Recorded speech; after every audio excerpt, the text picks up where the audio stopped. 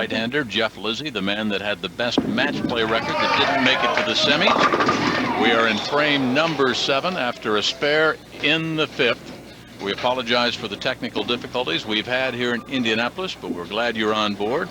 On ESPN, it's the PBA Miller High Life Open, where again prize money is up 140% from where it was a year ago. They're polling for $200,000. A man with 12 PBA titles, Randy Peterson's alongside, and this is Jeff Lizzi now in the 7th. Again, the wild card, looking for his 2nd PBA title. Up against the hometown favorite, if you've just joined us, from Indianapolis, Jack Laffey. And Jack's looking to put it to Jeff Lizzi right now with a strike in the 7th.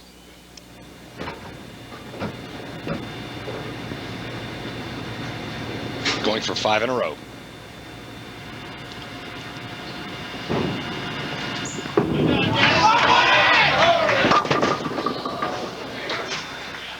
Well, that shot just gets away from him. He gets it too far to the right, and the ball is not going to grab that part of the lane on this sport lane condition. Watch how wide this shot gets, and it's not going to hook back from there.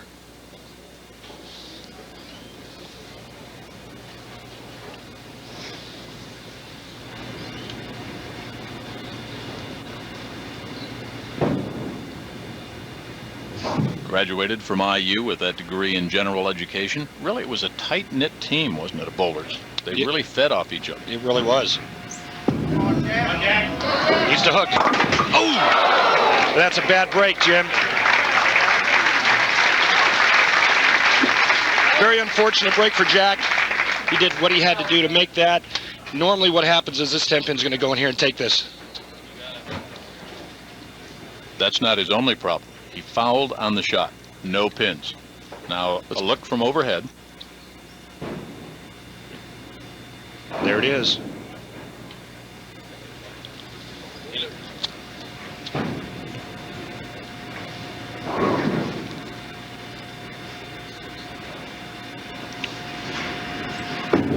Randy, is that nerves or a mental error or both? Well, I think now it's all nerves. You know, he fouled, went over the foul line. That rattled him. And he follows it up with another poor shot after he threw 4 in a row, and he looked pretty solid. Shot on the right lane gets away from him. That jars him a little bit. And remember, his keys, he had to stay focused. He had to keep his mind in it. His wife, Lynn, a little bit nervous now after a great beginning. Said the keys to winning: don't miss the spares. Have solid execution and keep your head up mentally if things get good. So this will test it. That's a great conversion. He's doing exactly what he said he had to do. He had to fill frames. Take a look at this. He's going to get the ball to the right of the head pin and have it deflect off the head pin into the 610.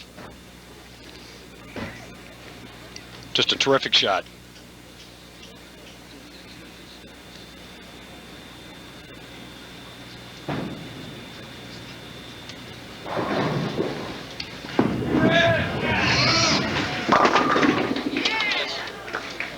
Well, not a real good break.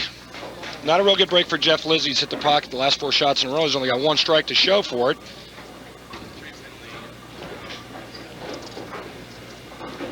Jeff only trailing by 3 pins.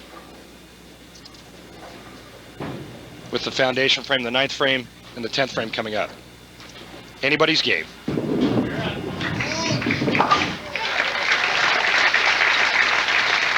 Well, feet don't fail me now. Time now for our Dexter footwork of the pros. My Dexter solution this week was a number 2 heel and a number 2 sole. I found the approaches were a little slippery, and being a power player, I needed to create maximum leverage at the line for a smooth release. This worked great for me, and next week it might be a totally different setup.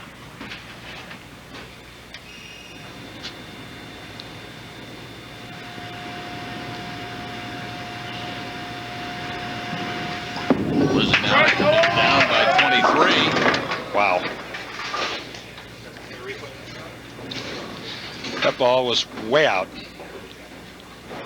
I think Jeff feels pretty lucky right there that he got 7.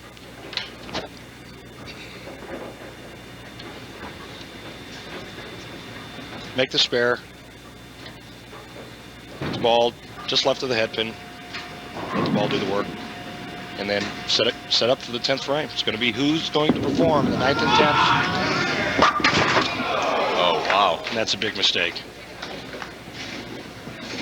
Well, Jeff was talking about not beating himself and giving himself a chance to win, but that is a killer. Want to see some lane action? Watch how much this ball hooks down the lane. Problem is the ball's too far to the right to make that spare. Chops the 1-2 right off the 8.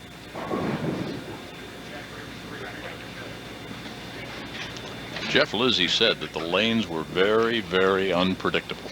Very unpredictable. He said that he was constantly making changes, moving around.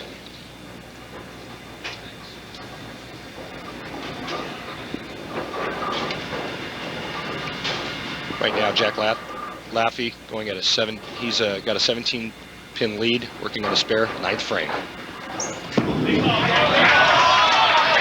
There you go. Well, right now, Jack's getting all the breaks. That's 2 Brooklyns in the match. Jack's got his family, he's got his friends, he's got half of IU that were bowling with him. This ball never gets far enough to the right, and that's easy to do when he's missed the head pin a couple times to the right. And right now, Jack Laffey just needs a mark in the 10th frame to move on. Anything less, Jeff Lizzi can win the match in the 10th.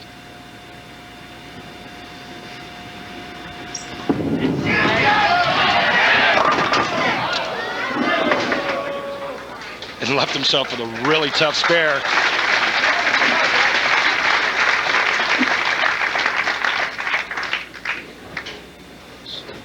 I'm not sure she can make it through 2 more matches. Yeah. She's as nervous as Jack. Well, right now, Jack needs to convert the 258.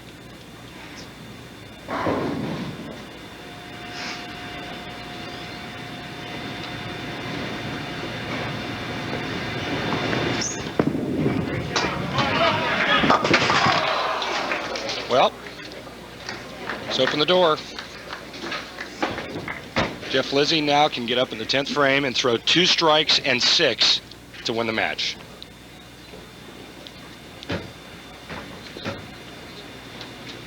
Watch this ball hook and chops, leaves a 5-pin. Check out Jeff Lizzi's reaction. He knows he's still alive. 2 strikes and 6. And Jack's reaction, I was that close.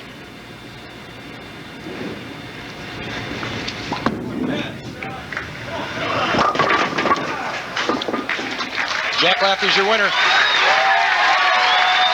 So Jack advances into the semifinal match. He'll take on Dave Arnold, who's looking for his 3rd PBA title. How about that? The hometown favorite, 25 years of age, the rookie out of Indianapolis, Indiana, Jack Laffey, with his wife Lynn here, just nervously waiting and watching. Next up, Criss against Roger Bowker. We're back in Indianapolis, Indiana, one of the great amateur sports teams, but they've also got the Pacers, they've got the WNBA Indiana Fever, they've got, of course, the Colts, the Firebirds, on it goes, and they've got the famed Indy Motor Speedway. So you take a look at the results in match number 1. Lizzi up against Laffey. Laffey awaits Dave Arnold here. Well, the Indy 500, the Brickyard 400, and the IRL, as well as Grand Prix. What better place for speed and what better place for the PBA bowlers to get a lesson from the IRL points champion coming off that thrilling win in Texas a week ago. Cornish has got to make a move here soon, and he's got to do it at the top side of the racetrack. Will he have the momentum to do it? He goes to the high side, but Scott Sharp maintains the slight advantage as they come off the 4th corner at the line. Oh, Scott has got him! Oh my gosh, what a finish! Unbelievable! Oh my! Well, this afternoon, there's Mike Albee, an Indy native, giving the IRL points champion, Sam Hornish, a little bit of bowling tip, along with Chris Barnes, Parker Bone, and he must have paid off from the Brooklyn. All 10, thank you very much. And then the bowlers had a little bit of fun, some trick shots and some camaraderie. But it wasn't all bowling. They went outside Woodland Lanes. Chris Barnes there. Mike Albee from Indy, he should know how to race. Brian Smith on the inside, Parker Bone on the outside, and there, number 10, Sam Hornish. He gets the last position. Want to bet he can make up some ground quickly, and here at Woodland Lanes, they were off. Now, if the bowlers were smart, they do a little blocking and keep Sam in the back and avoid hitting the edges. Here comes Sam, makes a couple of moves. Nobody got hurt. Good time was had by all. Some tips, and look out.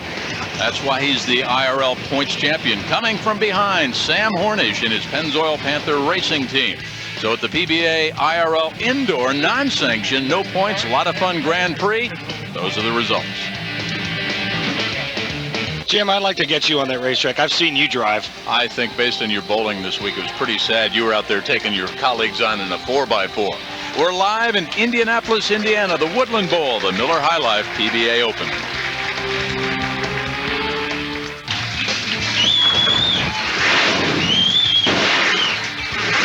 With 12 PBA Tour titles to his credit, including this one 2 years ago, Randy Peterson alongside. What'd you win for first 2 years ago here? I believe it was $16,000. $40,000 tonight. Prize money up over 140%. Now the KG veteran, Roger Bowker, 47 years of age, out of Ocala, Florida.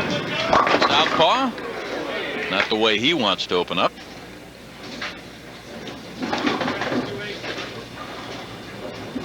Didn't we see Brian Voss do this one left-handed? We did 2 weeks ago in Peoria. We saw Brian try to make this left-handed, and you know, take a look here in Peoria. Brian shooting left-handed, and Jim, on the PBA Tour, this is perfectly legal under ABC rules, and we kind of pattern our rules, you know, along the same lines as ABC rules. However, our rules are a little bit different, and it's illegal on tour, not legal in ABC competition. And right now we're waiting for the 2A10 to be set back up. The sweep took away Roger's split. Maybe it was trying to give him mulligan. Well, you're an athlete. I mean, the guys are used to this a little bit, but you get the adrenaline going. You've waited through the first match. Now you've been out there, you've practiced, the match is underway, and you want to go. And it's interesting, if you look at the line that Roger's going to play, or at least in his first ball, he's playing the extreme outside angle, going pretty straight, where our two guys in the last match, Jeff Lizzi and Jack Laffey, were playing the big hook ball. Good time to rely on something his dad taught him when he was younger. Don't lose your temper. He was telling us last night, he says, hey guys, I've got a long fuse now. Well, that must have been a long time ago, because I don't think I've ever seen Roger Bowker lose his temper.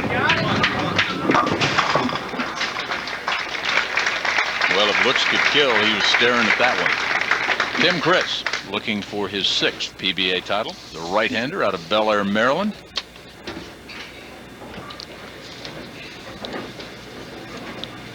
Tim's got a mic on. His nickname is the Turtle because of his slower ball speed.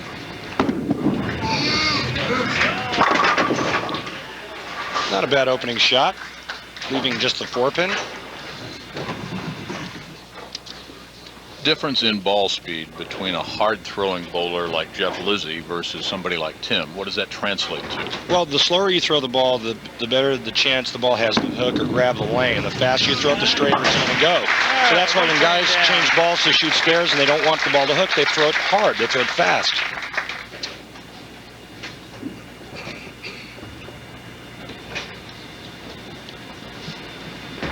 Through the round of 32, then the round of 16, and a good match last night against Jeff Lizzi. Different ball on this left. Ball in different line. Going with a little more hook on lane 71, and a little straighter, a little more up the back with his release on lane 72. Both balls hitting the pocket early on. It's a good sign.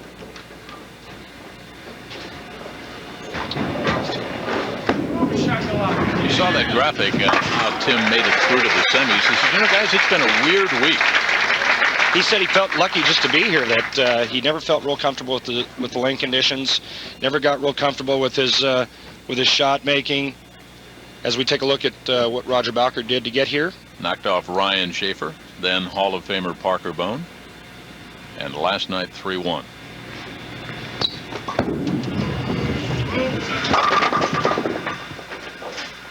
And just getting back to my Tim Criss comment, he said that he just basically outlasted his opponents. Feels like he found $5,000 behind the bowling center.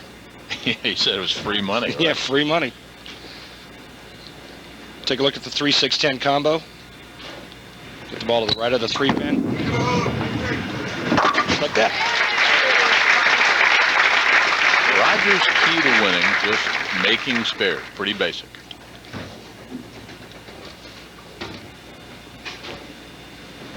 On the sport pattern, you got to look for, you got to look to avoid ugly frames, big splits like Roger left in the first frame.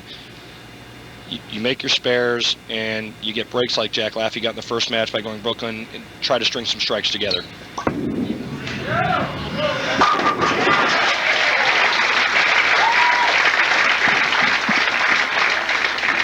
Well, we talk about using a different ball on the left lane for Tim Criss.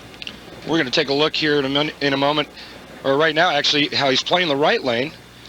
His hands more up the back, which gives Tim a little bit straighter shot, and a different ball.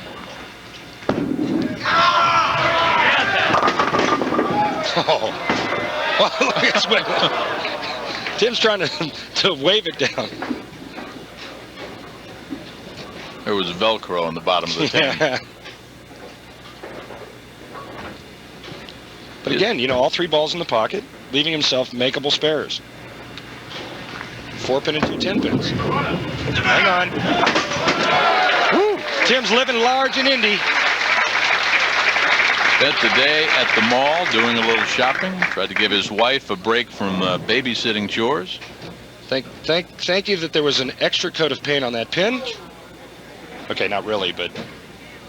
And took his daughter Amanda to Chuck E. Cheese. Keys to winning? Well, he's hoping it's a week of destiny here. But he said you just have to be patient and fill in the frames. Huh? And again, you know, different ball in that lane, different angle, doesn't get the ball far enough right, but gets a good break just leaving the 3-6.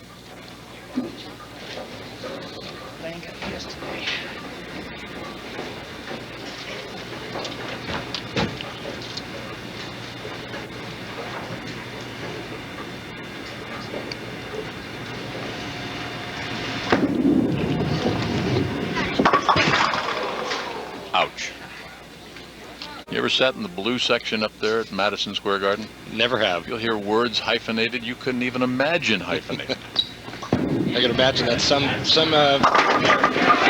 right now Roger Bowker makes a little bit of an adjustment. He's got 2 in a row. Taking advantage of the open by Tim Criss. Roger's a big baseball fan. Jim, he loves the Yankees and the Cubs. Right now, I think the Yankees are in a little battle.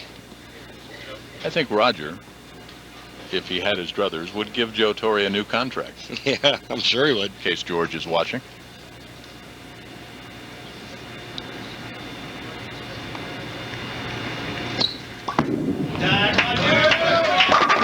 Watch this. You know, you talk about him loving the Yankees. He's actually got an autographed bat and baseball from Don Mattingly. He's also got a Walter Payton autographed card from the Super Bowl. So he is a memorabilia collector of some note. He's a big sports fan. From nearby Rockford, Illinois.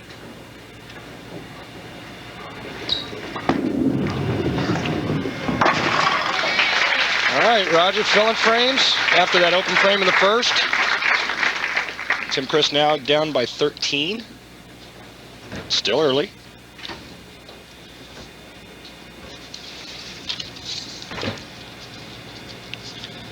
Tim's comment on the lane conditions, they demand excellence.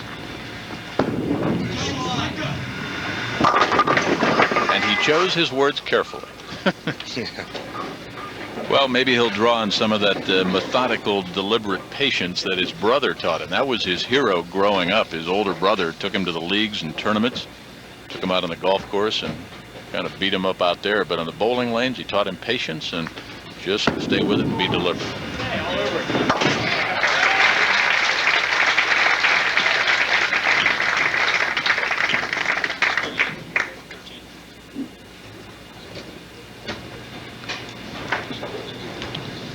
Watch what he does here on the right lane, how he walks around the bar return to give himself a little bit more angle to get that ball to go to the right. Little trick of the trade from us pros. Nice shot there. Come on, Turtle. He's like trying to kick himself to get him going. Is this the tortoise and the hare? Yeah. Roger Bowker up against Tim Criss, a semi-final match, and still more bowling with 40,000 on the line at Indy.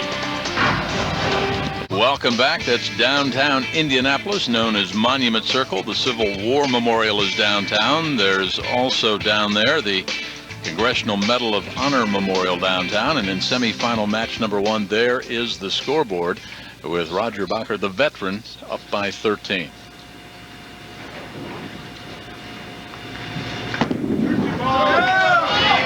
Just hoping for the comeback trail. Got a little high there, Randy Peterson. Made it. Dead flush. That ball drifting just a pinch high, but you know, with Tim's soft hand and soft speed, not a problem here.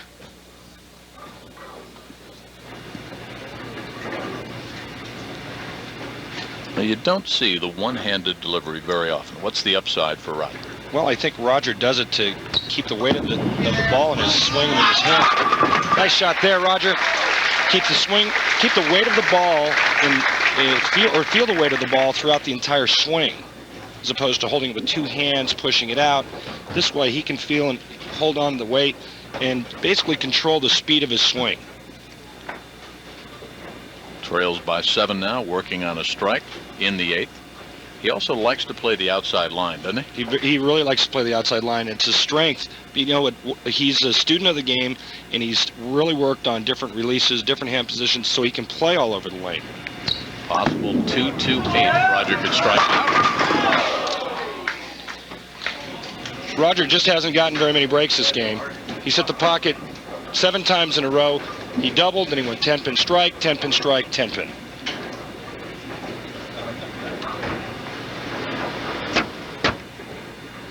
Watch the 6 go up and around the 10.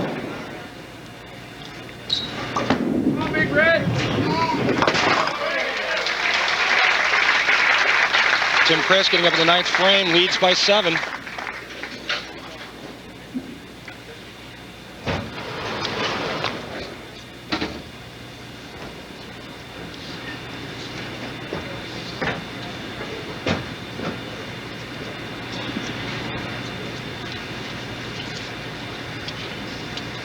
Tim Criss prides himself on striking out when he needs it.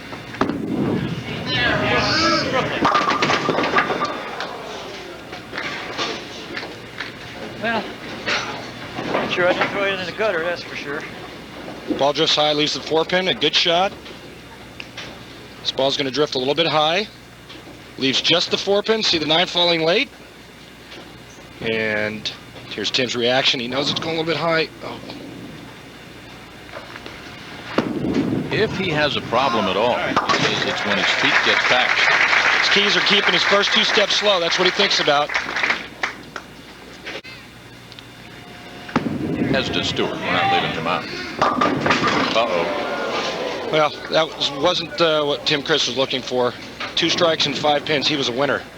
Now the door's wide open for Roger Bowker. Going back to the feet that get a little bit fast sometimes for Tim Criss. He says the first 2 steps are the key. You know, it's his timing steps. That's what puts his swing and his feet into time. That's what syncs everything up. Tim will go for 2 pins here. 188 score. Roger Bowker needs a mark to win. Talk about a match that has literally seesawed back and forth, huh? Yeah, this match has gone back and forth. It looked like Tim Criss was going to run away with it. 9th frame 4-pin, and then the disaster in the 10th frame. Roger Bowker now needs a mark. I mean, after the 4th, Roger was up by 14. After the 8th, he was down by 7.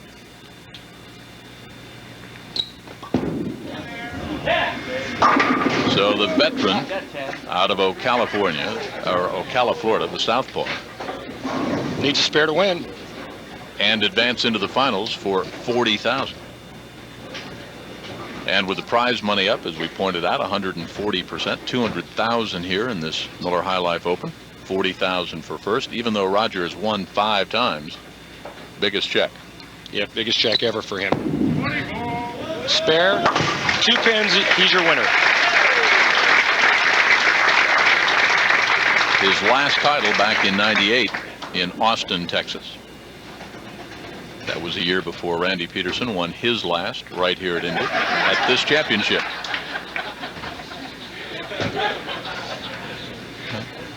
I believe the Velcro has slipped a little bit on the back of Roger's shirt, and Tim Criss was doing the best haberdashery work there. Great shot there.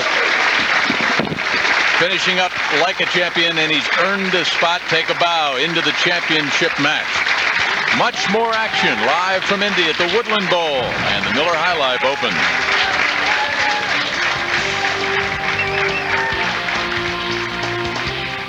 They're playing for the 2000 championship here at the Miller High Life Open. Semifinal match number 1. They seesawed back and forth. Tim Criss up against Roger. Roger wins it 197 to 188. With the winner, here's Randy again. Thanks, Jim. Roger, you made the lanes look pretty easy on a really tough condition. What are you going to do to try to get the 10-pin out in the title match? Well, Randy, really, I don't think there's anything I can do, because if I make a little adjustment one way or the other, I don't even hit the pocket. So I'm just going to have to grin and bear it, and if it comes down, if it goes a little too longer, I'm just going to have to move right and just amp it up. Well, Jimmy went with his game plan. He said he had to keep the ball in play and fill frames. It's exactly what he did. 40,000 on the line. He's in the championship match. Still to come, Dave Arnold against Jack Laffey, the hometown favorite. Next week, the PBA Tour, the new improved edition, rolls on the Spectrum Lanes in Grand Rapids, Michigan. It'll be the PBA Great Lakes Classic. And the PBA Greater Detroit Open coming up at Taylor Lanes. And the Senior Tour, that's the Senior PBA Senior Nationals. And how about some regional action to keep you busy? You can be at the Summit Lanes at Pocono Summit, the Southwestern region, the Pasadena Lanes, or the Lava Lanes, Bend, Oregon. Well, the PBA Tour has now been added to the roster of Major League Sports at ESPN.com. All the latest information on the PBA, including news, tournament results, player spotlights and stats, pictures of Randy Peterson. They can all be found via the PBA bowling link on the homepage for ESPN.com. Do you have some? There is a picture of you on there. There is. Yeah. Not a very good one. And either. there should be. Well, we talked about the lane conditions being very demanding, somewhat frustrating to some. What about the lane conditions? We checked in earlier with Randy. We have talked about the difficult lane conditions here in Indianapolis, but lane oil is not something you can see with the naked eye. The players have to read their ball reaction to the oil on the lane and adjust accordingly. The sport lane conditions are a flat pattern, and as the oil moves around the lane, the players adjust their feet and their target to try to find the proper break point to hit the 1-3 pocket and maximize their ability to strike.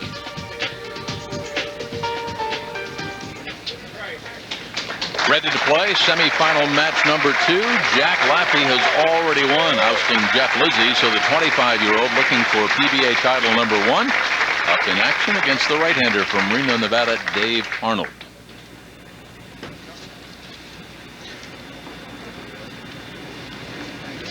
The first match had to be a confidence builder. I mean, he's on TV at all day to get the nerves.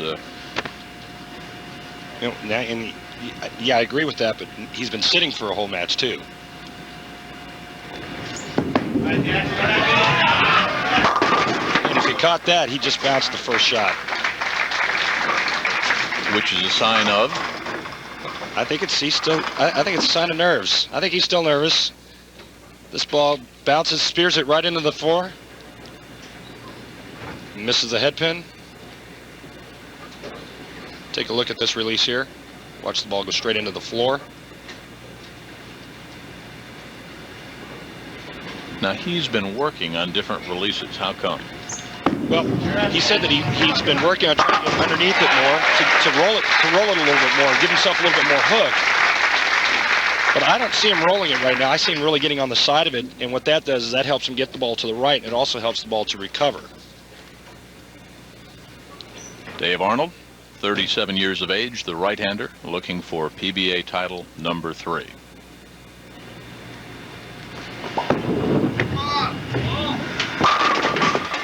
A nice looking shot from Dave Arnold.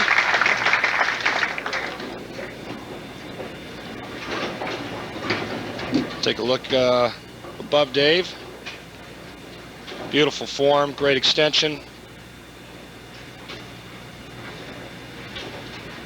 This guy's been working on a couple different releases. I saw him in in Peoria a couple of weeks ago. Happened to catch my eye. I said, Dave, what are you doing there? He says, well, I've been working on trying to create a little more axis rotation to get my ball to hook more. Doesn't take him long to get warmed up. I mean, he came out, rolled about 20 balls early on, but getting ready for this match in particular, it was only about 6. Through the round of 32, then ousting Brian LeClaire in the round of 16. Steve Hoskins last night in a tough match, 3-2 in the round of 8.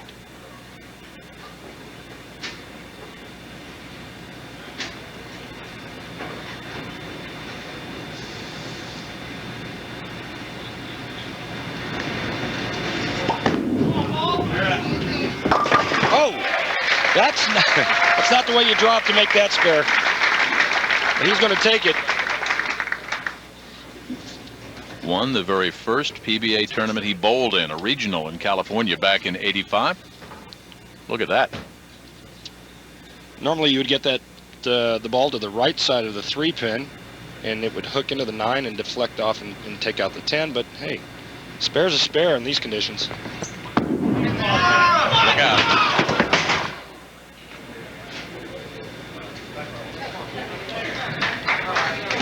Well, this will test the mental mettle.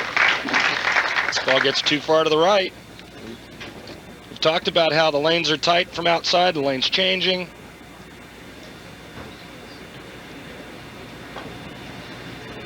Wife Lynn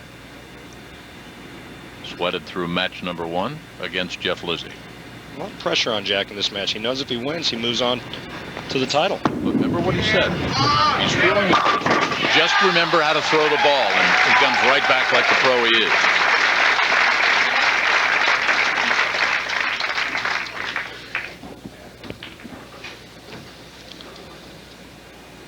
How long do we have to wait for your score? I don't know. A long time.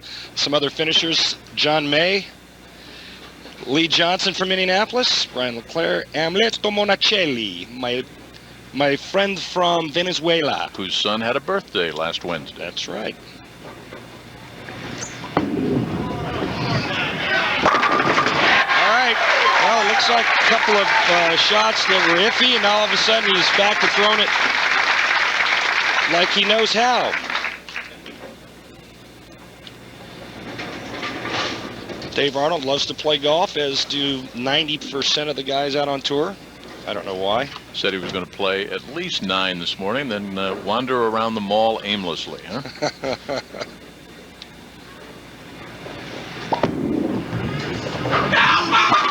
Wow. I'll tell you what, Dave Arnold may not show a lot of emotion, but this guy can bowl. He can throw the bowling ball, and he works very hard on his game, and he can do a lot of different things with the ball. You notice on the right lane, he's going a little bit straighter. On the left lane, he's trying to hook it a little bit. Wanted his daughter Natalie and his son Alexander to know he was thinking of him while he's here bowling in this, huh? Loves to spend time with his kids when he's home. Stay focused and get properly lined up. And we haven't seen yet whether he's lined up on the left lane or not.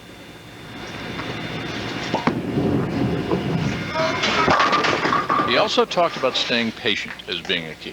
Well, I think Dave's probably a pretty patient guy. Doesn't get too frustrated.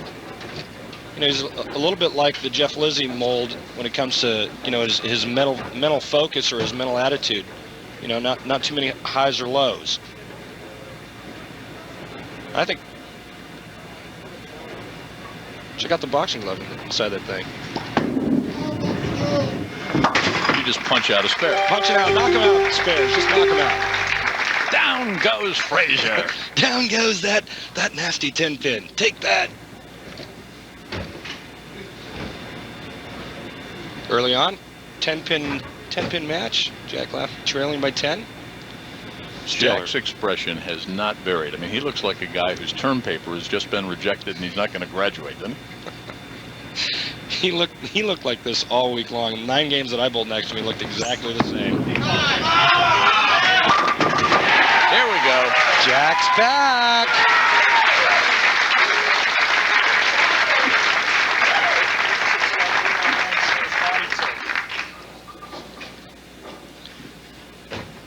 Overhead look at Jack Laffey. Look at this body tilt, how he tilts his body this way. That's what enables him to get the ball to field to the right, or feed to the right. And watch this ball perfect on the 1-3. Again, he talked an awful lot about his IU teammates on the bowling team there and how they fed off one another, tried to learn, and he credited Richard Hayden. He has a big influence on his bowling. Oh, my goodness. Spill on 71. Jack was looking at the bucket, which was kind of a combination of the spare he missed the last time he bowled. Left the 2-5-8 to give Jeff Lizzi a chance to get in. This time he gets the great break, only leaving the 5-pin. She's like, come on. Lynn liked it.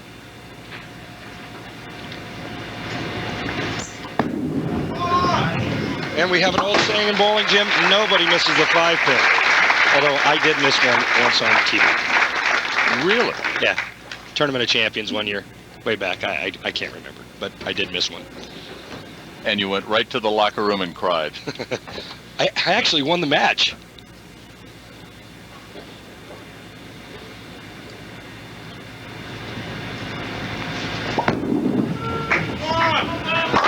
Strike, spare, strike, spare, strike. What about some of the local players that tried to qualify, Mr. Peterson? Well, I'll tell you how tough the lanes were. Take a look at where these guys finished and their averages. Curtis Evans used to bowl out on tour, and then this guy right here.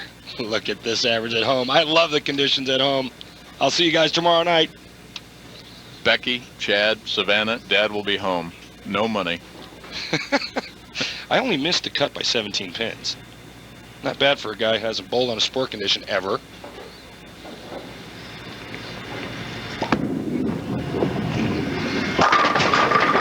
Oh! All right, well, drifts high, just leaves a 4-pin. And right now, Dave's going for a Dutch 200 game. Strike, spare, strike, spare, strike, spare. But check out this line.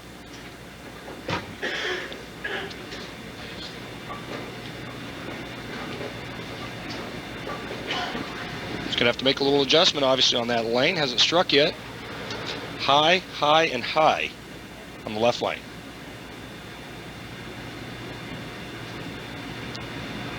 Setting up to rabbit punch the 4-pin. On the lane conditions, Dave Arnold out of Reno. One word. Difficult. Roger Bowker's in the final. Who will it be? Jack Laffey or Dave Arnold? Stick around, find out. Welcome back to the Miller High Life Open. While we were gone, Dave Arnold, a spare after getting the first 9 in the 6th. He got 8 in the 7th. Jack Laffey with a strike in the 7th. Arnold leads by 13, working on that spare. Leaves the 2-8. Got to cover the ball, butt pin with the ball. Nicely done.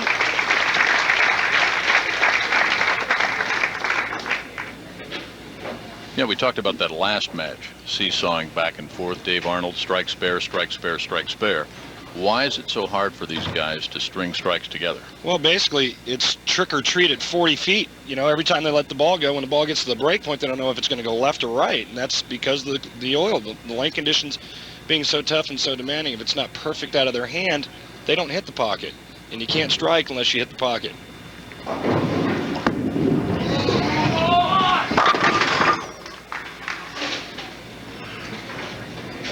Right now, Dave just trying to survive, having all kinds of trouble on the left lane. Has not hit, well, he did hit the pocket once, leaving a 4-pin, but this shot doesn't even hit the head pin. Take a look here. Ball goes to the right and never grabs the lane surface.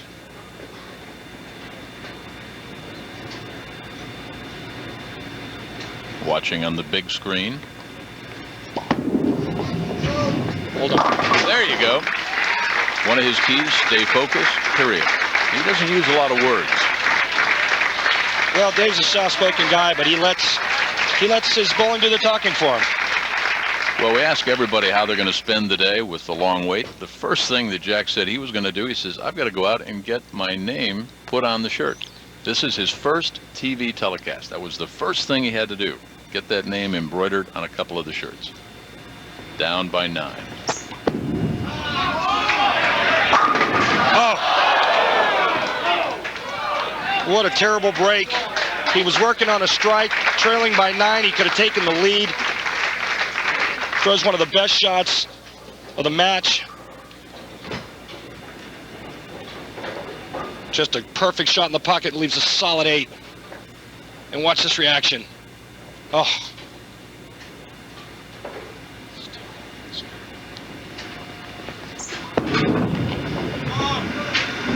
Possible 205 for Jack if he can strike out.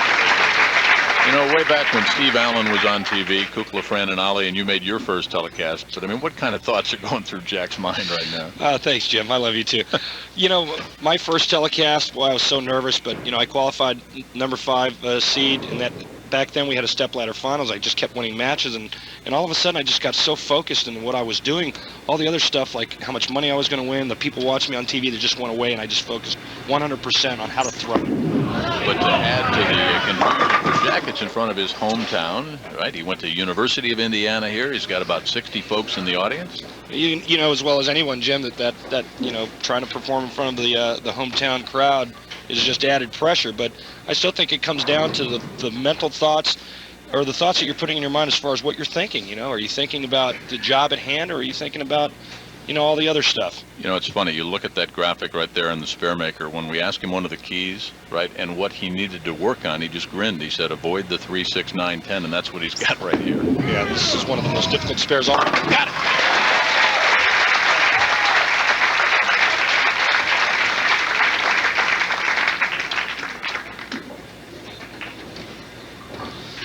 You got to get the ball over into here, but you got to throw a hook ball because the ball's got to take out the back pin, the 9 pin.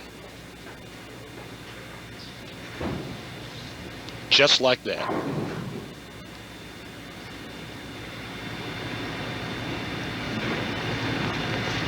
Possible 214 for Dave.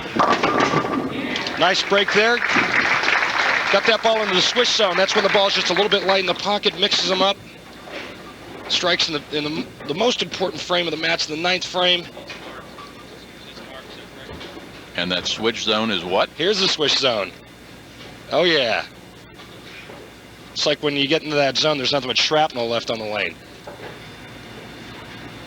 Now, on a lane that Dave struggled on, he needs a mark to win this match.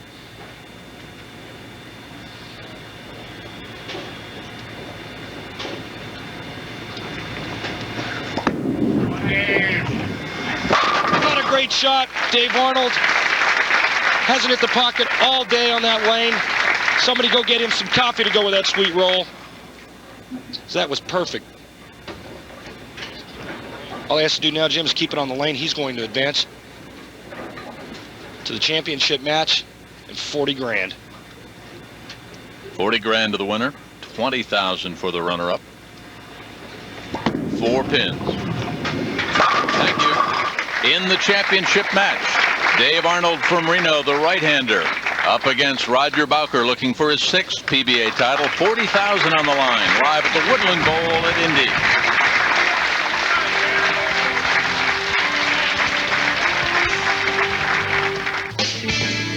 Semi-final action, the hometown favorite, the 25-year-old, in his first television appearance. Did very well, got through the wild card as we check our Bayer aspirin brackets.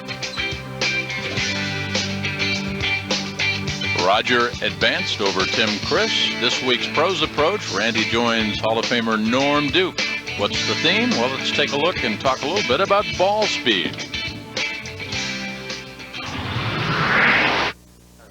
I'm here at the beautiful Kegel Training Center in Sebring, Florida.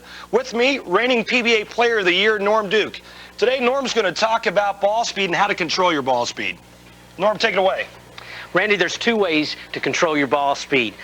The higher you hold the swing, quicker your swing speed translates into faster ball speed. You add to that the pace of the walk, and you get your overall ball speed.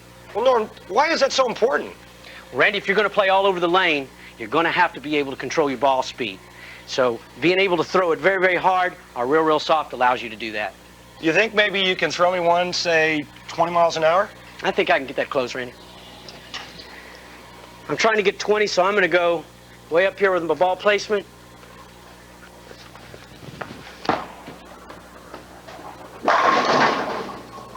Wow, Wow, Norm, that was pretty good. According to our computer-aided tracking system, that was 20.1. That was pretty close.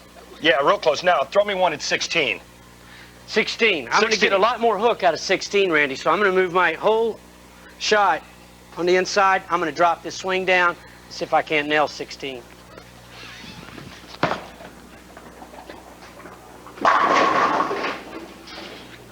Wow, Norm, that was amazing. 16.2. Great tip for you folks at home. You want to learn how to control your ball speed, learn from Mr. Versatility, Norm Duke. If you'd like to take your game to the next level, go see your local certified coach. Nice job on the pros approach, and thanks to Norm Duke. Randy out there, Roger, and the handshake. They've already shaken hands, Dave Arnold. So $40,000 on the line. Terrific semifinal match with Roger Bowker ousting Tim Criss by a 197 to 188 count.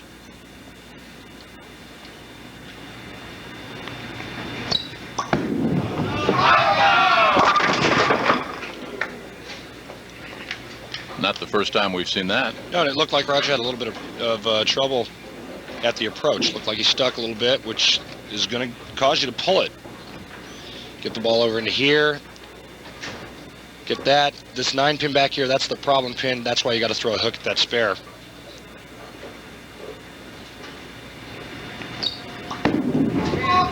Look out. Well, he said one of the keys was to make spares, but also he said this format forces you to make quicker decisions. How come? Well, because the lanes are changing constantly. The oil's moving around. You know, in his first match, he was playing the outside line, real aggressive, real straight. But he also did open in the first frame of his last match, so it's going to be interesting to see if he does make a change. Oh!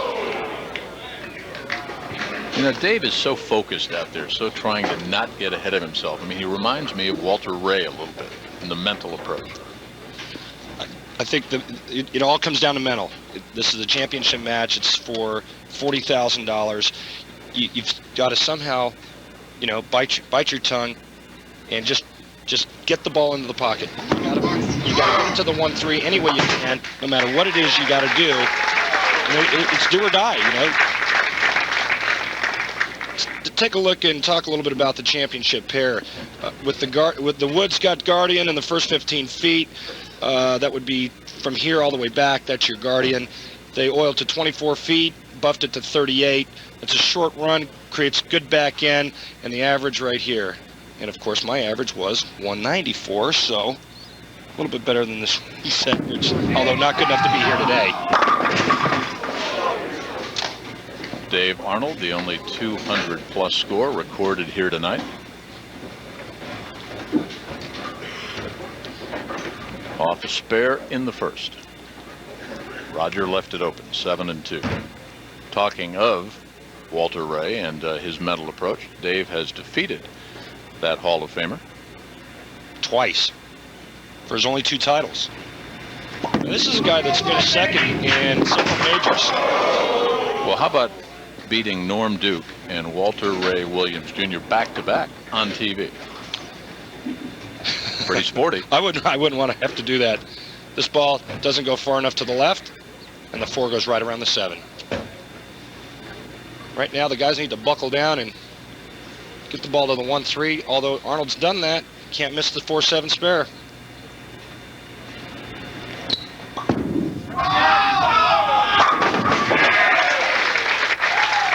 Great shot from Roger Bowker. Guy's 47 years old, coming out here with the young guys. You like Sergio or you like Phil? In the match or personally? I was there and did Phil's first win when he was still in college. Who do you like in the match? I know who wins. I cannot reveal. Okay. But how good is Sergio for golf? Very. Right now, Roger struggling on the left lane, leaves it 2-8-10. Since he's working on a strike, he's going to go for the 2 pins, the 2 and the 8, save count. It's only the 3rd frame. Roger 2 opens, Arnold 1 open. Had problems again at the approach, as you see him sliding his foot up to the foul line.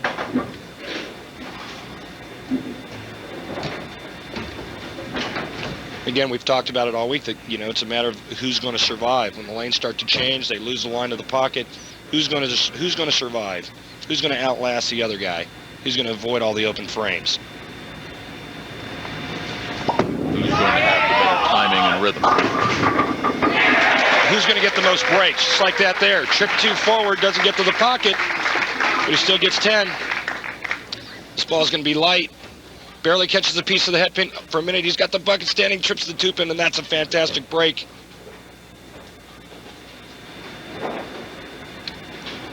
Dave Arnold with a 12-pin lead. Working on a strike.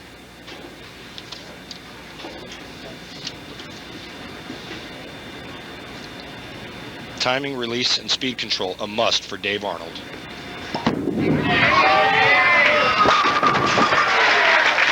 Solid. Took advantage of that trip 2. Comes back on the left lane and just pures one. That man, a big Arizona Diamondback and San Francisco Giant fan, up against the Yankees with the baseball playoffs. Well, you know, if I were to pick a winner before this match started, I would have gone with Roger Bowker in the match that he won. I thought he had the best line to the pocket.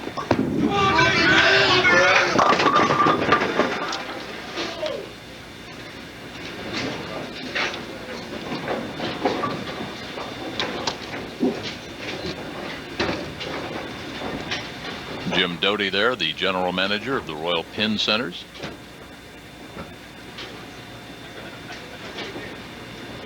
Roger shooting 2-8. After he threw the first ball, he came back with his hands in the air going, you know, what's going on? I can't get my ball to finish the back end. We talked about it before. The lanes are changing. Roger's got to make an adjustment to get that ball to flip. And in his interview, he said how critical it was. If he changes his strike line, he might not even get to the pocket. Well, right now, he's not getting to the pocket. He needs to do something. I personally think he needs to back his speed down to get that ball to turn the corner. Either he was trying to psych himself up last night or was throwing the gauntlet down because he really thought that he could draw on those 47 years of experience, didn't he? Yes, he really did. I mean, he told both of us that, you know, he's a student of the game, 47 years old out here, but he's got the experience. Great shot, well executed, ball's dead flush, leaves a solid 9. Bad break for Roger, but on a positive note, I think that he might have made a little adjustment and got that ball to finish a little bit harder in the back end, and that ball got to the 1-3 pocket.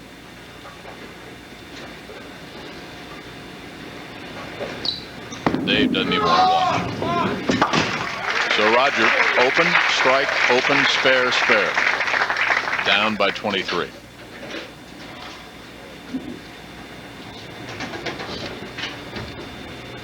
Spare in the first, open in the second, then strikes in 3 and 4.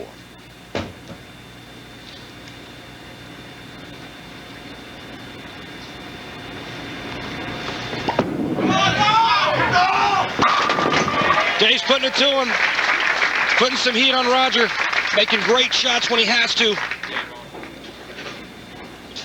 Has he figured it out? Well, he's figured it out early on. Watch this shot here. He just feathers it right over the 3rd arrow. This ball's going to the 1-3 perfect, and he knows it. Dave says, I'm not going to finish second anymore. See if he can throw a 4-bagger here.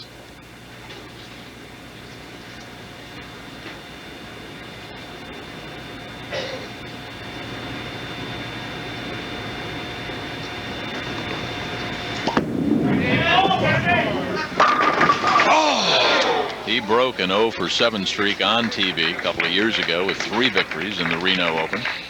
Talked about him beating Walter Ray Williams Jr. and Norm Duke, winning his 2nd title. He's got to figure it out quickly. There is no more room for error. Well, I'll tell you, he just got the worst break you could possibly imagine. He's on a 3-bagger, throws just an absolute perfect shot. It's hard enough just to make good shots and hit the pocket. And when you flush them like that and you leave solid 8s, that's just a big bummer. $20,000 for the runner-up, $40,000 to the champion. Good payday.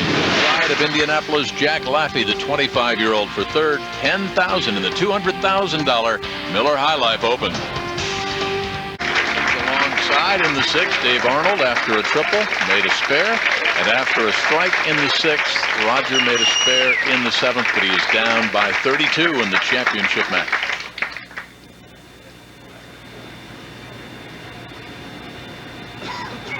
Dave Arnold, 3-bagger.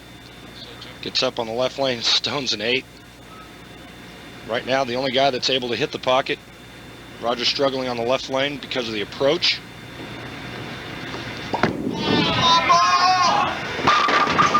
Oh my, back-to-back solid 8s. Unbelievable. I don't think in my 20 years on tour that I've ever seen back-to-back solid 8s on TV. Here you go. Just an instant replay of what happened on the left lane.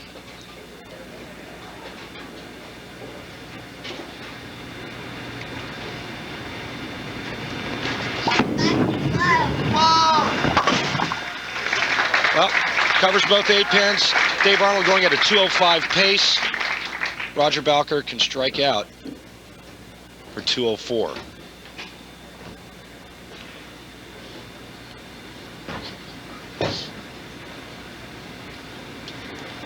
So as Dave right here is trying to stay focused and try to visualize. I mean, it's just don't make a mistake, right? Well, he's going to he's going to try to do what he's been doing. And that's flushing the pocket like that. Okay, here's the thing, Jim. He's flushed 6 balls in a row. As we see Sue Smith from Miller. He's flushed 6 shots in a row, and he gets the 2 worst breaks you could possibly imagine, going stone 8, stone 8. Should have a 6-bagger. And then all that happens is you pinch 1 shot, ball goes through the face, and you leave yourself with a big ugly split. You're like, well, that's great, I can do that, but when I hit the pocket, I don't strike.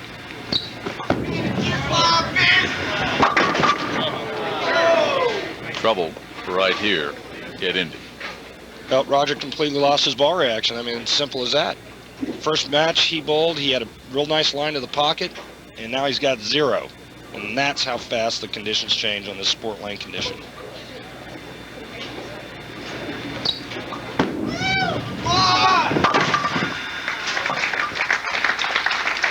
What a lonely feeling when you're on TV and all of a sudden your ball reaction leaves you.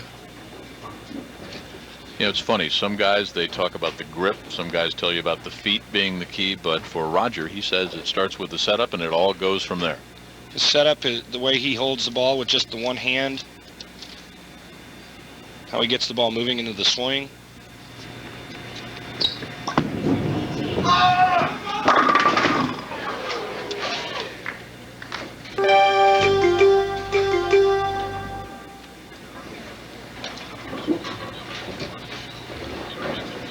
Roger just leaving the 4-pin. Struggling to get to the pocket. Bowled great all week long, and now all of a sudden the championship match, ball reactions left him.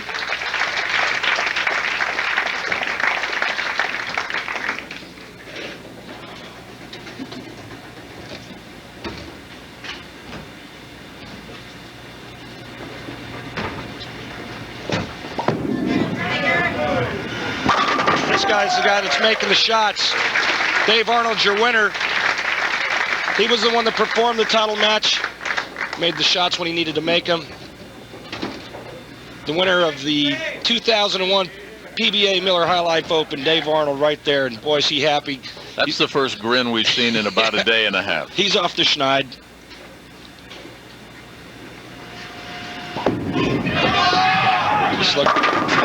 Just made great shots, Jim. He had a little bit of a ball reaction. He made great shots. Roger Bowker's ball reaction left him, and that's the whole difference in the match. It will be PBA Tour title number 6 for the man from Reno, Nevada. Folks enjoyed it here, didn't they, at the Woodland Bowl? And finally a smile.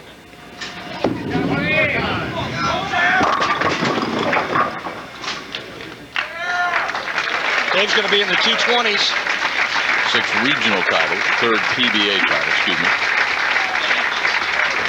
So $20,000 for the man with 6 titles, Roger Bowker. And he finishes up. A reminder, the PBA Tour rolls on next week. The Great Lakes Classic at the Spectrum Lanes in Grand Rapids. Randy will be there. We hope you'll be there as well. That's 8 o'clock Eastern Time, 5 o'clock out west. Mickelson against Garcia coming up next on the Worldwide Leader on Shell's wonderful world of golf. Hope you've enjoyed it here from the Woodland Bowl. We've had a good time.